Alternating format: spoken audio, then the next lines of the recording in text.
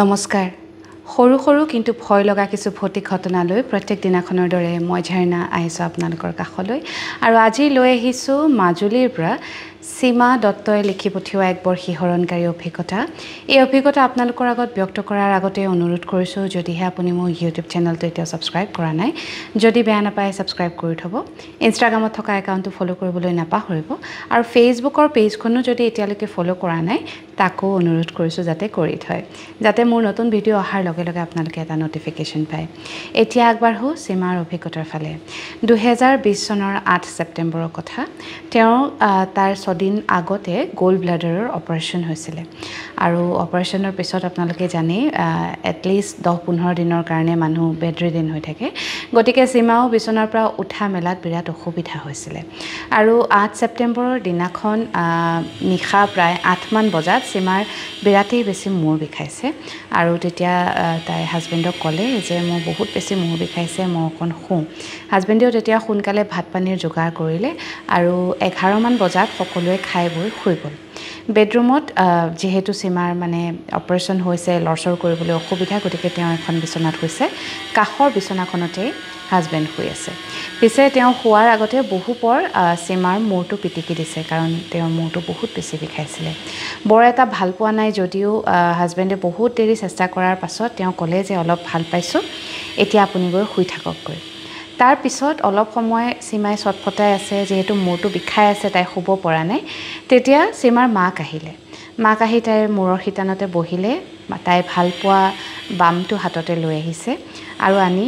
প্ৰায় 10-15 মিনিটমান তাইৰ মূৰটো পিটিকি দিছে মাকে মূৰটো পিটিকাৰ পিছত সীমাই বিৰাট মানে শান্তি পাইছে একদম ঠাণ্ডা লাগি গৈছে তাইৰ গাটো মূৰৰ বিষটো নাইকিয়া হৈ গৈছে আৰু তাই মানে তেতিয়া ভাবিছে যে এতিয়া তাই ভালকৈ শুব পাৰিব আৰু তেতিয়া মাকে এবাৰ সুধিছে যে ভাল পাইছনে অলপ তেতিয়া তাই কৈছে মা বিৰাট ভাল লাগিছে আৰু অলপ দিয়াচোন সেই বুলি ক'লত মাকে আৰু 5 মিনিটমান তাইৰ মূৰটো পিটিকি থাকিলে তাৰপিছত সীমাই ক'লে মা বহুত ৰাতি হ'ল আৰু এতিয়া মই ভালো পাইছোঁ তুমি শুই থাকা দিয়া আৰু তাই সেইকাৰণে মাকে তেতিয়া ক'লে ঠিক আছে মই বাহিৰৰ পৰা আহোঁ হাত মুখখন ধুই আহোঁ তাৰপিছত মই তোৰ লগতেই শুম সেই বুলি কৈ মাক বেডৰুমৰ পৰা ওলাই গ'ল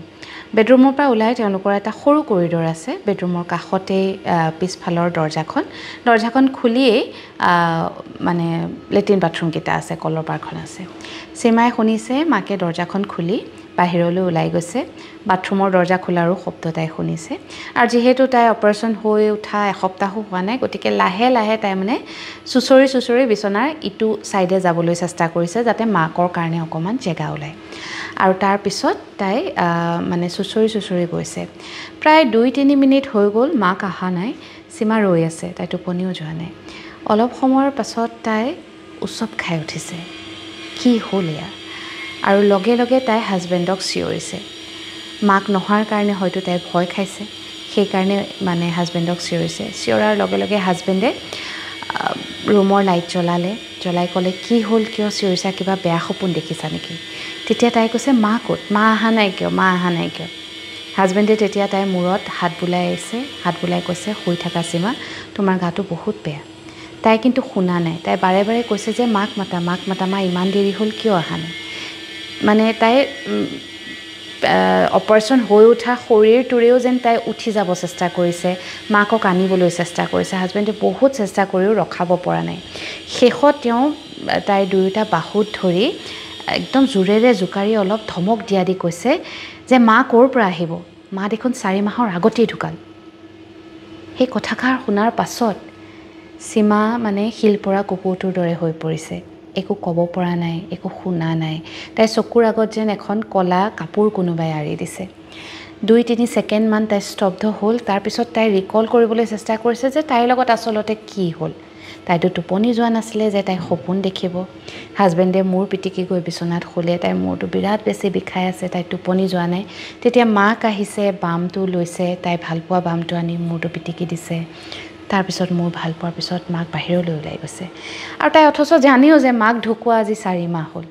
তেনেহ'লে সেয়া কোন আছিলে সেই প্ৰশ্নটোৰ উত্তৰ পিছে সীমাই আজিলৈকে বিচাৰি পোৱা নাই আৰু সেই নিশাটোৰ পিছত সদায় তাই ৰৈ থাকে কিজানি মাক আকৌ আহিব কিজানি তাইক আকৌ মাকে মৰম কৰিব এইটো ভয় লগাতকৈও বেছি কৰুণ এটা কাহিনী আজি আপোনালোকৰ লগত শ্বেয়াৰ কৰিলোঁ বহু সময়ত আমাৰ লগত এনেকুৱা হয় যেতিয়া আমি অসুস্থ থাকোঁ যেতিয়া আমাৰ বিৰাট বেছি কষ্ট হয় তেতিয়া আমাৰ প্ৰিয়জন যি এতিয়া আমাৰ লগত নাই তেওঁ আহে আমাক কষ্টৰ পৰা উলিয়াবৰ কাৰণে হয়তো চাগে সেইদিনাখন সীমাৰ মাকো আহিছিলে তাই ছটফটাই থকাৰ কাৰণে মূৰৰ বিষত শুব নোৱাৰাৰ কাৰণে আহি মূৰটো পিটিকি দি তাইক শুৱাবলৈ চেষ্টা কৰিছিলে ঘটনাটো শুনি পিছে আপোনালোকে কেনেকুৱা পালে জনাবৰ কাৰণে ভিডিঅ'টোৰ তলত কমেণ্ট কৰিবলৈ নাপাহৰিব আপোনাৰ যদি এনেকুৱা কিবা অভিজ্ঞতা আছে যিটো মোৰ লগত আপুনি শ্বেয়াৰ কৰিব বিচাৰে তেনেহ'লে মোৰ মেছেঞ্জাৰত গৈ এটা মেছেজ কৰক